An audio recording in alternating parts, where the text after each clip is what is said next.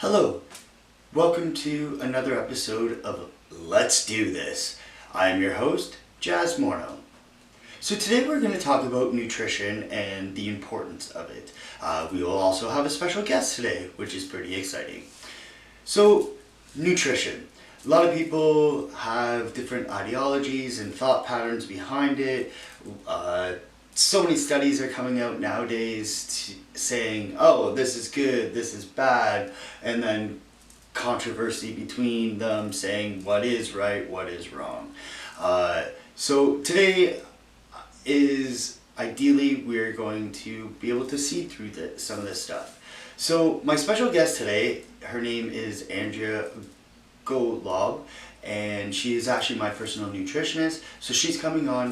We're going to do a Zoom interview and talk about the importance of nutrition. So let's cut to that now.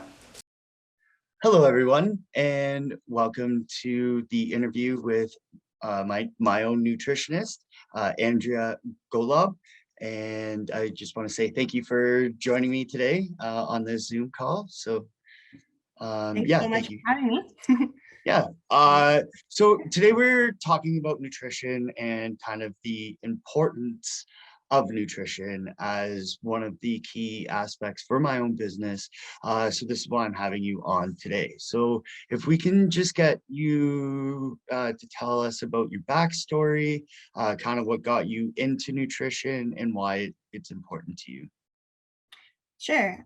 So again, thanks for having me, Jazz. It's my pleasure to be doing this and to share some information about nutrition that can maybe just guide people or give them something new. Um, so I, in high school, I was really interested in like sciences and um, like physical education and like I should say exercise physiology. So I was going into human kinetics. I was going to do my undergrad in human kinetics. And in that last year of high school, I had my first real like heartbreak. The first relationship I was in ended, and I developed disordered eating. So I started to first, it just started off as like removing some junk foods and noticing a change. I started to lose weight.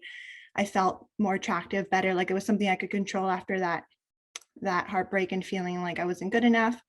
So that was the last year of high school, and then I went in that September. I started my bachelor's in human kinetics, and during that time, the disordered eating kind of evolved, and it just kind of continued going where I was really aware of every calorie I was eating. I was still eating, so that's why I call it more disordered eating versus an eating disorder. But I was very aware of like every calorie, and at that time, what I kind of jumped on the bandwagon for was like low fat. I started to believe that, fat makes you fat. And so I ate very low fat, but not in a healthy way from what I know now.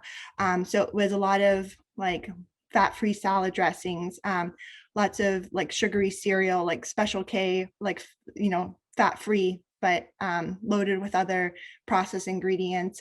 So I went very low fat. I lost a lot of weight. And that was, that kind of continued throughout my undergrad. And then because I was so, cautious of what I was eating, I was really, I was reading a lot of food labels, being really interested in like what I was putting in my body. Again, not really knowing what I was doing and not doing it in a healthy way. So then in my third year of university, when I was doing my bachelor's in human kinetics, I did a semester abroad. I went to Melbourne, Australia. And when I was doing that semester abroad, I had the opportunity to take some courses that they offered in their human kinetics program that were related to diet and disease and nutrition. And I was really interested. So I took as many courses there as I could related to nutrition. And I loved it. I loved learning about the connection with diet and disease. And I wanted to learn everything I could about nutrition. So after that semester abroad, I came back, I finished my last year of human kinetics, And then I applied for, I knew I wanted to stay in school, do some more learning.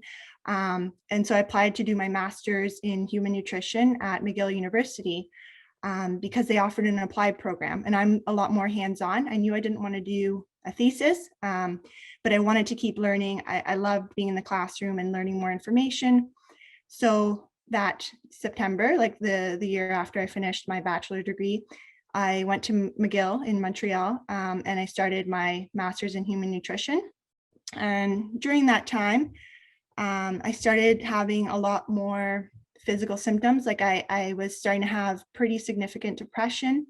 I had acne. I started to develop pretty bad acne, which I didn't deal with, in my adolescence, really. I had really good skin. But then I started to get really significant acne, which started to decrease my wanting to go out and socialize. And the depression just kept getting worse. And so I had tried a couple different things. Like I had gone to see a traditional Chinese medicine doctor before leaving Windsor. And they had told me to avoid dairy for the acne. So I had tried a couple different like modifications to my diet. So I was eating a lot of soy at that time. And again, still not a very healthy diet. I had introduced some fats back in my diet. My diet was a little bit more balanced than it was at the beginning of my bachelor's degree, but it still was high in processed foods. So a year after starting my master's at McGill, my acne was really bad, that it was really affecting my confidence levels, and I wanted to do something about it. So not knowing, like, if I know now the effects that Accutane has, but at the time I didn't. So I took a 5-month course of Accutane, which is a really strong antibiotic that is sometimes prescribed for acne. But that really did a number on my gut flora. And what I didn't know at the time is I already had underlying strep in my system. And so that just aggravated it and made it worse. But again, at the time I didn't know. So I took Accutane, and after that, I really started to have a lot of digestive issues. I was getting like bloated after eating pretty much anything, to the point where it looked like I was like 3 or 4 months pregnant, and just really feeling uncomfortable. And so I guess I was doing research, and then at that time, I was entering into my internships. So I should back up a little bit. After doing my master's in nutrition, I decided to continue, and McGill offers a diploma in dietetics credentialing that you can combine with your master's program, and that would enable me to become a registered dietitian. And at the time, family and friends were kind of suggesting it's a good option because it's a governed practice, and it opens up a lot more job opportunities. So I went ahead and I did that. So at this time I was starting my dietetic internships, and one of them required me to create a 2-week meal plan, for a recipe kind of booklet for Meals on Wheels, but with all gluten-free recipes. Mm-hmm. And so as I was doing this project, I started to think, I wonder like how difficult it is to eat gluten-free. I'm going to try it out. So I tried it out for 2 weeks to see, if I could manage, and I felt so much better. My digestive symptoms had gotten a lot better. I didn't have so much bloating. So after that, I asked my doctor if they could do some testing for celiac. It came back negative, but anytime I introduced the gluten back in my diet, I felt worse. So I kept that out of my diet. And then a couple months later, I was still having a lot of problems, even though the gluten was out of my diet. And a friend of mine told me about a friend of theirs that had recently diagnosed with candida overgrowth. So I started researching this, and what's this? And a lot of the symptoms that they were saying linked to candida overgrowth are the things that I was dealing with. So I thought, okay, this is what I'm dealing with. I need to cut out sugars, because everywhere I read, it was saying sugars feed the candida. So slowly, yeah, go ahead. Sorry, I was just curious. Can you just quickly explain what candida is a little bit more? I mean, I'm not too familiar with it. And then obviously people watching, if they can just get a better idea of what that is? I'm sorry to interrupt. No, If you can yeah, just that's explain that quickly, I would appreciate that. of course. Yeah, good question. So everybody has candida. It's a type of yeast that lives in that is in everybody's body. But generally like we have a small amount in the body and it's kept kind of under check, like, it doesn't grow to high levels by other beneficial bacteria that we have in our digestive system, in our gut. But what can happen is that yeast can proliferate, can take advantage of situations when someone doesn't have so much good gut bacteria. Mhm.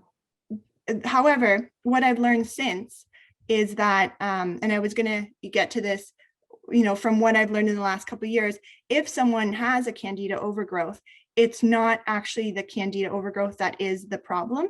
The candida will start to overgrow because they're trying to kind of prevent something more, what's the word?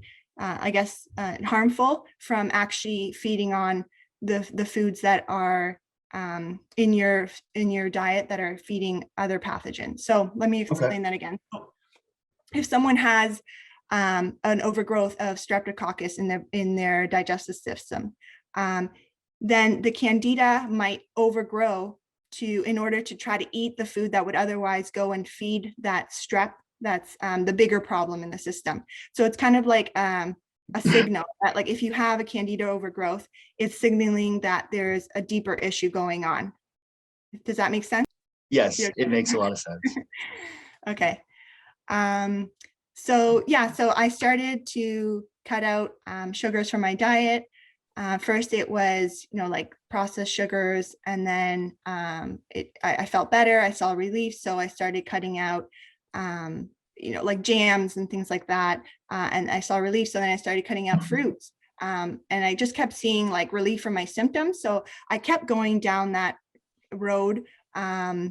And I eventually I was eating very high fat, high protein, very low carbohydrate. So almost like what's known as keto now, but not because I was trying to do keto, because I thought I was starving out the candida. So in this time, I finished schooling, my internships, and I started working as a registered dietitian, first in a community center, and then in a hospital setting. So I was working as a clinical dietitian. And I was learning a lot, doing a lot of like enteral feeds and parenteral feeds. So when people are fed with tubes, calculating those in the hospital. It was a lot of, in the hospital setting, it was a lot of like calculating nutrients and looking at lab values, which like it was a great learning experience for me. And sometime into working in the hospital, I started to really get sick, like kind of all those symptoms that I had before, they were never really taken care of. And now unknowingly, I was adding to the issue by eating such a high fat diet all the time. But I started to get really tired. So I would come home from work and just have to lay down for an hour and just be so tired I couldn't even get up to make dinner. And I was the depression was still there, just the symptom, and the digestive issues hadn't really completely gone away. So I was starting to get really tired, to the point where I really couldn't work anymore. So I, after some time working at the hospital, I left that job and I took some time for myself, just to really focus on healing. I really got into yoga and trying to figure out, still what was going on, like what is the root cause of this. But all this time eating that high fat, high protein diet, thinking that I was starving out the candida. And anytime I would try to bring fruit back in or natural sugars, it just would flare up symptoms. And so I thought, I can't do it. The candida is still there. I have to keep eating this way. So then, I guess in that time after I left the hospital and I was kind of on this journey of self-healing, that's in the time when I met Andrew's group. And I really started to venture into more like the spiritual and emotional aspects of health. And that group helped me a lot. Like the things that I learned in that group were very helpful in terms of releasing stored and suppressed and repressed emotions, dealing with some of the emotional trauma from some of the things I had gone through even in my childhood. Mhm. And so all that helped, but I still, I read the book Letting Go. I think you're familiar with that, Letting Go by Dr. Hawkins. Yep, very much Um, so. Actually recommended it to, I was helping with the sports psychologist conference, the ESEPs that was going on. And I actually recommended it to one of the profs there. So that was awesome. Nice. Yeah, Yeah, it's a great book. And yeah. I read that one within, I don't know, like a day or two. And then as soon as I was done, I read it again. Like I started right back at the beginning, I read again. And so I tried to apply those principles into my life about letting go. I thought, okay, maybe I'm just, holding on to beliefs that I can't tolerate certain foods and like sugars and it's all in my head and I have to just work on letting those go. And I tried that. I tried a lot. And then I would eat certain foods and they were healthy, sugars like from fruits and vegetables, starchy vegetables.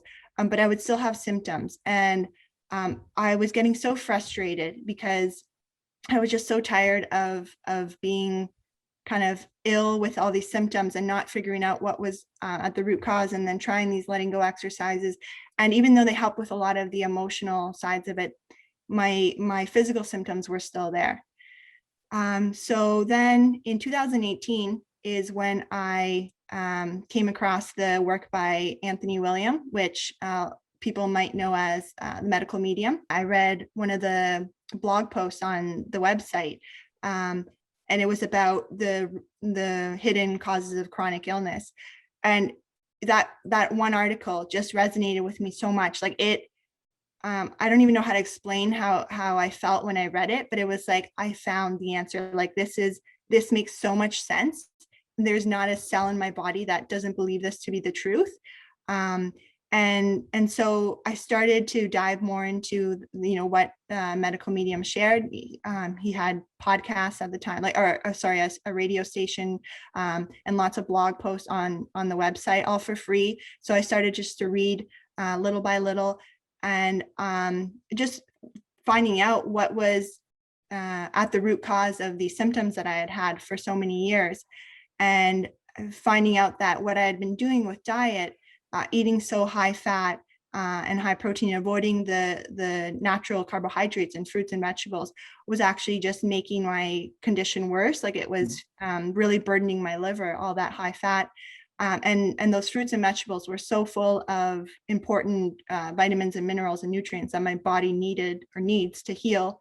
And I was depriving myself of those. Again, not because I thought I was doing the best thing for myself, trying to get rid of the candida. But then I Mhm. found out candida wasn't even my real issue. And there was other things. And so it took some time, but I slowly started to transition to lowering my fat in my diet and bringing in more fruits and vegetables. And at first it was quite scary, or kind of it went against what I had been doing for years about eating such high fat, high protein, and now introducing all these sugars, even though they were natural sugars like from bananas and potatoes. I hadn't had like those foods in years, so it was yeah, just different for me to bring those back into my diet. And as I did, I had moments where I was like, what am I doing? Like, this goes against so much that I thought for so many years. But in my heart, I knew it was the right thing. Like I just knew it was the truth, and I knew Mhm. that's what my body needed. It made so much sense. Um, so I started, like I said, bringing back the fruits and vegetables. And now that I knew, I was equipped with the information about what was actually going on in my body and how to heal, that just opened up a whole new window for me of like, okay, it's going to take time, but I can do this. Food is medicine. I can heal what's going on. And I know now, what foods are hindering my healing, what foods are benefiting me.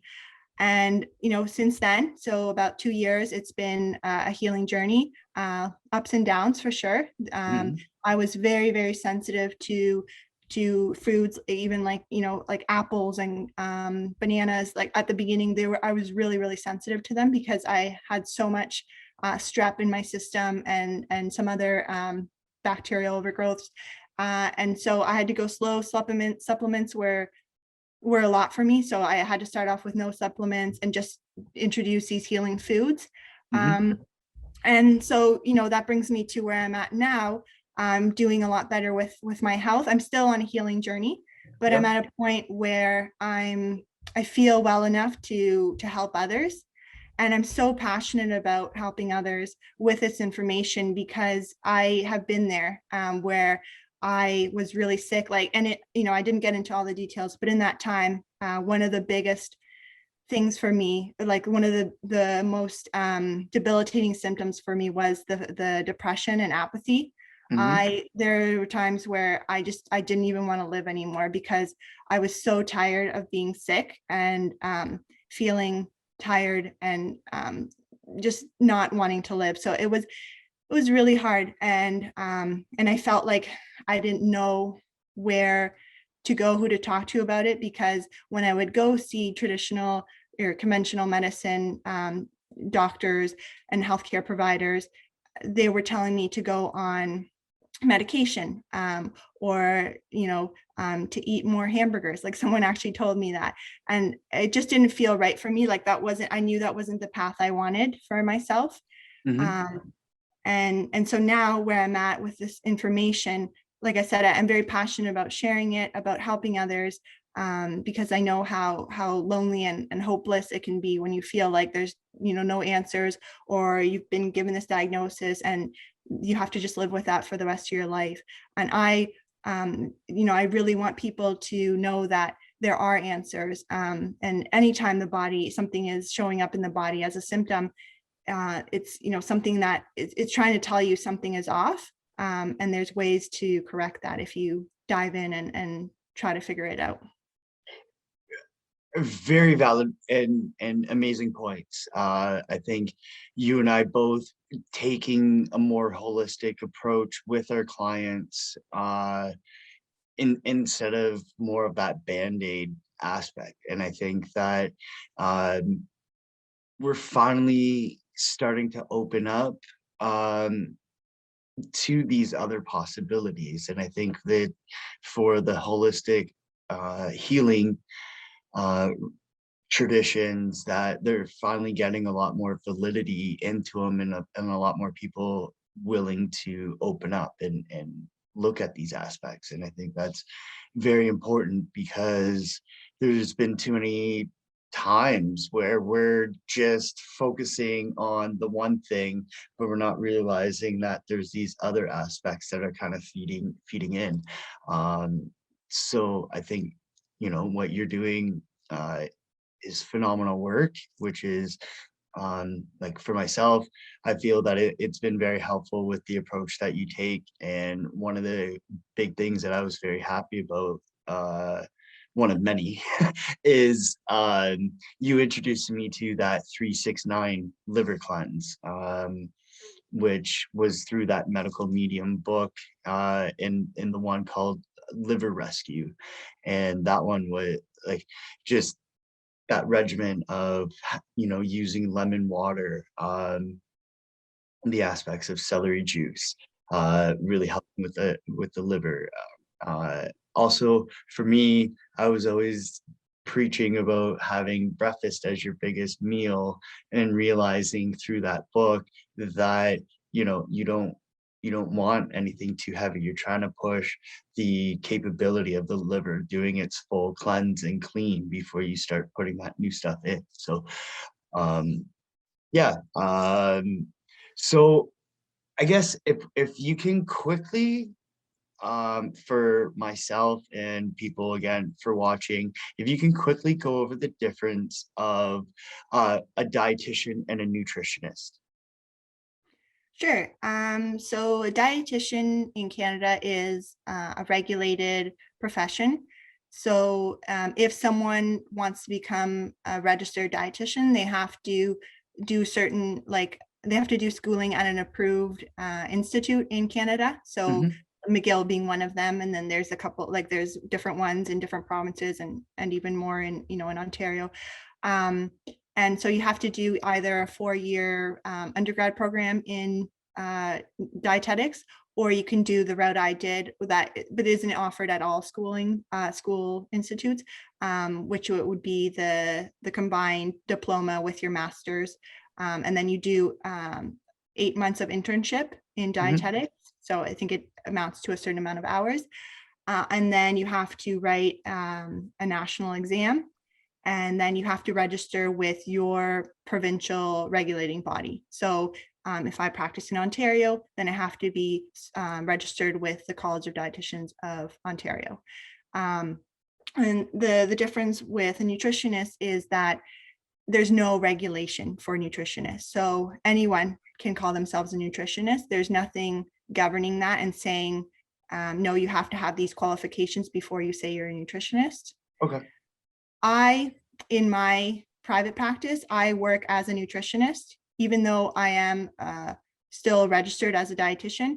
In my private practice, I use the title nutritionist because it gives me a lot more liberty to talk about more holistic practices, and kind of the other aspects of health and well-being that wouldn't always be something that I could easily talk about as a registered dietitian. Okay. Interesting. I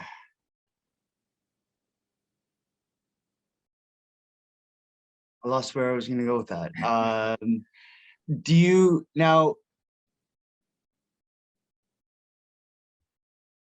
Do you find? I guess there's a lot more. It seems that there's a lot more regulation than with dietitians as well. So then your scope of practice becomes more narrow, it seems. Yes. So definitely a lot more regulation with a registered dietitian, because as I said, they're regulated. They're like there's certain things that as a dietitian I have to abide by. And so it's very focused on evidence-based information. Yep. And that's where the limitations for me come in, because with the medical medium information, it's not coming from scientific articles and journals and peer-reviewed studies. It's coming from Anthony William, who is connected, like who hears Spirit of Compassion since age 4, telling him what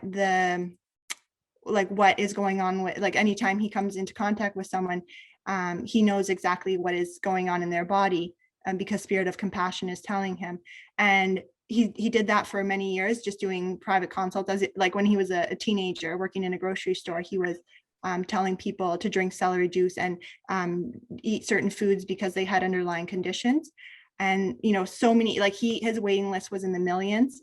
So he had to stop seeing people and start writing the books so that the information could get out to a lot more people in the world. So now he just devotes himself to writing the books and doing videos and writing like articles and blogs.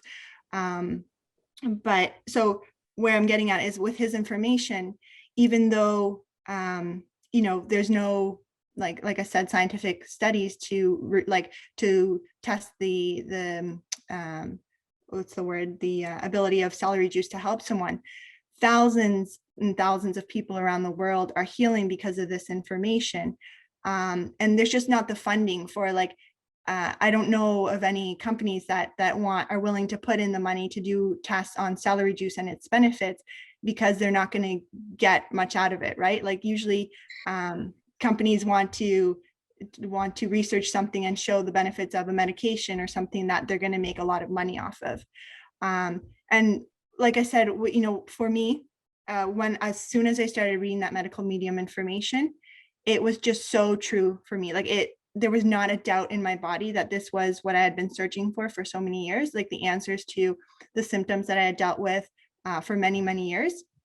And it just makes so much sense. Like, even if someone is skeptical about it because they don't believe in spirits or Spirit of Compassion and this man like Anthony William hearing this voice, even if they read the books, like the information that is in those books, how detailed it is and how it just, I don't know, again, for me, it makes so much sense. And, I would encourage people, if you're skeptical about it, try it. Like it's things that are healthy anyway. Like it's recommending fruits and vegetables. So it's not like it's recommending these crazy things, even though the liver 369 cleanse that you did, it's very gentle. Like it's not about fasting for 9 days or drinking like just apple cider vinegar and grapefruit juice for 9 days or something like that. It's very gentle. It's still eating real whole foods. So it just, yeah, for me, and having the personal experience with it and seeing how much it's helped me with my symptoms, and seeing how it helps my clients and people all over the world, how they're healing with this information. That's why I'm so passionate about it, and why I feel so confident in recommending this and sharing this information to other people. Nice. That's amazing. So I guess the last kind of question that I'm gonna ask is more dealing, I guess, this concept of superfoods. I mean, in my schooling, I've heard a few different things about them and their benefits and stuff like that. But again, for someone that might not know all these benefits, maybe you can briefly explain what a superfood is, and then maybe give like a few examples of some really good ones that can be helpful for people. Sure. Yeah. So honestly, I would say that all fruits and vegetables are superfoods. Oh, My definition of a superfood is something that is just really full of nutrients and just going to provide so much for the body in one way or another. It's very supportive and healing. So all fruits and vegetables are going to do that. And I did pick a couple to kind of talk about today to really highlight. And they're ones that I wanted to pick, ones that are generally in most people's diets already, but to really highlight them and let you know how amazing they really are. And the first one is potatoes. And because I think a lot of people have associated potatoes with not being very healthy foods, or not having a lot of nutrition in them, or kind of being like, just very starchy and not something very healing. I myself even used to tell my family that, like potatoes aren't really a vegetable, they're more of a starch and they're not very nutritious. And now, since finding the medical medium information and learning how amazing potatoes actually are, I totally rewrite that now. Like I tell people how awesome they are. The issue with potatoes though becomes when we load them up with like butter and milk and cream to make mashed potatoes, or we fry them up in unhealthy oil, or we top them with cheese and sour cream. Like it's all those foods that are kind of contributing to the underlying issues, that high fat and the ingredients that might be feeding underlying pathogens in the body. But the potato itself, like a nice steamed potato or just baked potato, is really, really amazing, and it provides really good glucose, so fuel for the body.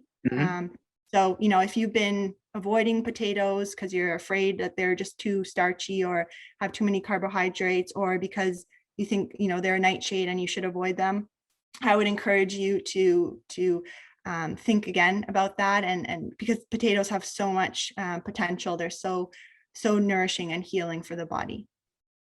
And then the next one I wanted to talk about was garlic. That's another one that, there are some information about, it being very kind of good for the body and helping to kill off like overgrowth of bad bacteria. But I just want to really bring it to the spotlight again here, because it's that great. It's like a medicine.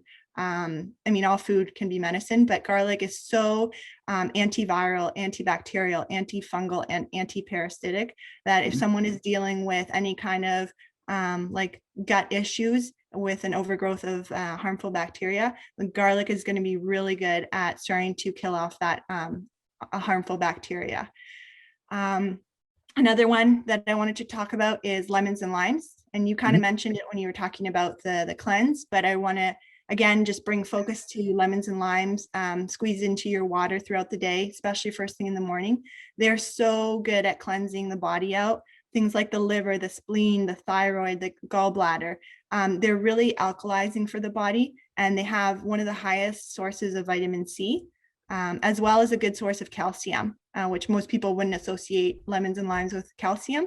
But No. that, yeah, it's the calcium is actually bound to the vitamin C, and so it helps make it more bioavailable so that the body can better absorb both of them.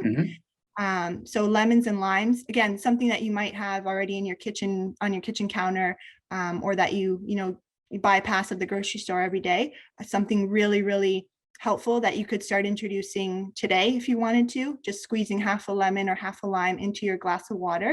And that will really help make the water that much more hydrating, because it's adding in those important trace minerals. Nice. And yeah, and then, to give you one kind of like, that's already kind of known as a superfood, but to really, again, talk about it some more here, is wild blueberries, because they are, it's known in most kind of, what's the word, like sources of information, that they're really high in antioxidants, but they are like, they're so high in antioxidants. And more so than that, they're such, like, Anthony William talks about how they're like, he calls it the resurrection food, because they have survived so many different environments throughout the history of the earth. And the wild blueberry crop or field can be burned down to the ground without any seeds surviving, and it will still grow the next year, and it will grow back even stronger, because they're so resilient. They've adapted over so many years to kind of keep growing. And so Anthony talks about how they're such a high adaptogenic food, and in the body they use those adaptogenic properties to kind of seek out where your body needs the most healing and go to that area in the body first. To, like, they have that intelligence built in them. So I geek out, learning about these, like, kind of spiritual and emotional properties of food too. I love that. But even if you just wanted to do it for like the physical or chemical properties of it, they're so high in antioxidants. So yeah, those are some of the ones that I wanted to focus on today. Okay, thank you. I really appreciate you taking the time to talk about nutrition. I think it's, like I said at the beginning, it's very important, and especially with the superfoods and certain, for me, it's garlic, spinach. I eat on a constant basis, especially garlic. It's, yeah. So thank you for taking the time to share the wealth of knowledge. So if you can talk, maybe if people want to get a hold of you, or for consultation, or to start doing some work with you. Yeah, if you want to quickly talk about some platforms and that, to get a hold of you. Sure, yeah, and thanks again for having me on. And this is a topic that I love to talk about, like nutrition. So if you ever have more questions, or if we want to do a follow-up, I'd love to do that. But in the meantime, if people want to learn some more about me, and maybe work with me or ask me some questions, they can definitely join my Facebook group. I have a free Facebook group called Nourish with Compassion, and we can put the link maybe under the notes or something. That I haven't really been active in it for the last couple of months, just because a lot has changed in the last couple of months, and I moved across the country. But I plan to get back into that. I have a lot of ideas, things I want to share. So that's a way where you could, ask questions or kind of get to know what I'm doing. I'm in the process of building a website where people can, click there and directly book with me or learn more about me and my philosophy. And that's going to be at nourish.ca. So it's a play on words. Instead of nourish, like with NOU, it's going to be KNOWRISH.ca.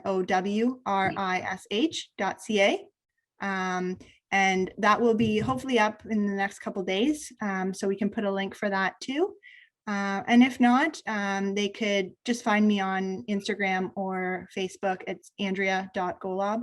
And you can send me a message there, and I'd love to connect and get back to you and answer, however best I can. Okay, amazing. Well, thank you for the time. This is the episode. Yeah, have a great day, and we will talk soon. Sounds good. You have a great day as well, Jazz, and thanks again for having me on. Thanks. Well, thank you, Andrea, again for coming on and having a discussion with us. I really appreciate how open you were about your own personal experiences, and I find that that's really important, is that when we talk about our own experiences, and by doing it ourselves can be there very therapeutic and being able to let go. But maybe there's someone out there that's been struggling themselves, and if you've taken something away from this, then that's the whole idea of these podcasts, is really to try and help you. These are things that have helped myself, and of course we learned some things that have helped for Andrea. And by us getting our stories out there, maybe it brings more awareness out there for people that are struggling themselves. And if you are, please reach out to either myself or Andrea, depending on what it is. And I know for myself is I will listen. This is why I got into the business, is because for myself, finally regaining, or that feeling of regaining my health was huge. And it's something that in my 20s I never even acknowledged or cared about, because I was, again, wanted to party and have that artist lifestyle. So I'm very grateful for where I am today, and having the knowledge and the experience of being able to eat cleaner, the knowledge of how to eat cleaner, and what are foods are good for you and what can be a strain on your body. I hope you take away even just one thing from this episode today. And until next time, my name is Jazz Morno, coming as a representation of my business, Jazz Fit. And again, this has been Let's Do This. Have a great day and keep that improvement. Cheers.